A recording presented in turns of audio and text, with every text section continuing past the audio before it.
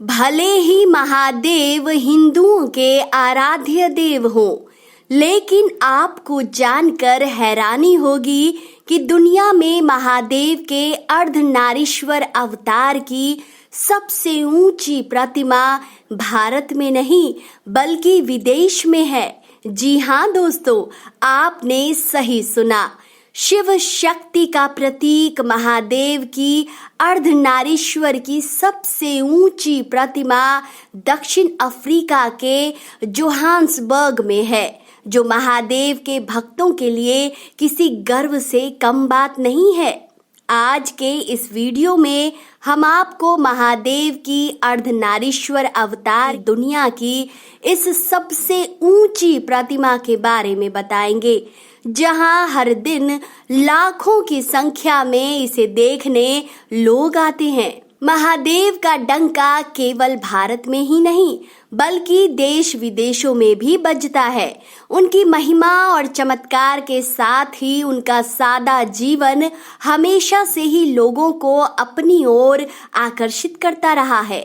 महादेव जहां एक और सृष्टि के निर्माता हैं, तो वहीं सृष्टि के सहायक भी हैं, जो हमें इस बात की याद दिलाते हैं कि मनुष्य शून्य से शुरू होकर शून्य पर ही खत्म हो जाता है। इसीलिए मनुष्य को धन, दौलत, परिवार, दोस्त या अन्य किसी भौतिक सुख सुविधाओं का लालच नहीं करना चाहिए।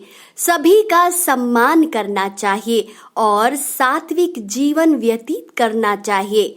जिस तरह महादेव को किसी से कोई मोह माया नहीं थी, उसी तरह मनुष्य को भी मोह माया त्याग कर सात्विक जीवन जीना चाहिए और सभी का भला करना चाहिए। दक्षिण अफ्रीका के जोहान्सबर्ग में बनी अर्धनारीश्वर प्रतिमा को बनाने के लिए भारत से खास तौर पर 10 कलाकार बुलाए गए थे, जिनकी 10 महीने की कड़ी मेहनत के बाद महादेव की अर्धनारीश्वर प्रतिमा बनकर तैयार हुई थी, जिसका अनावरण साल 2013 में किया गया। विश्व की सबसे बड़ी शिव शक्ति का प्रतीक माने जाने वाली यह प्रतिमा जोहान्सबर्ग के बेनोनी शहर के एक्टोन विले में स्थित है।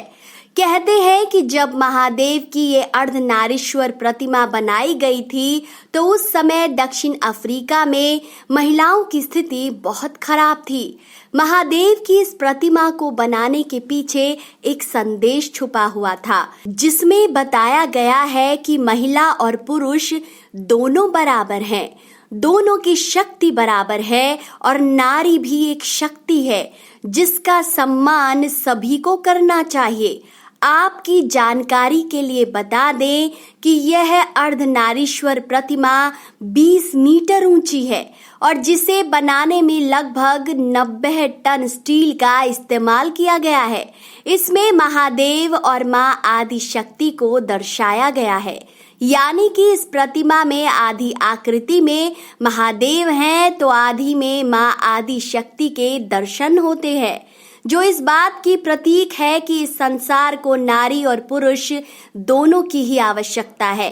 दोनों के बिना संसार नहीं चल सकता। नारी और पुरुष दोनों ही समान हैं, दोनों की शक्तियां समान हैं। कहते हैं कि सृष्टि के निर्माण के लिए महादेव ने अपनी शक्ति को स्वयं से अलग कर लिया था। महादेव के अर्धनारीश्वर स्वरूप की पूजा से अखंड सौभाग्य, दीर्घायु, संतान प्राप्ति, संतान की सुरक्षा, कन्या विवाह, अकाल मृत्यु निवारण और आकस्मिक धन की प्राप्ति होती है। महादेव स्वयं पुरुष लिंग के द्योतक हैं और उनकी शक्तियां स्त्रीलिंग की।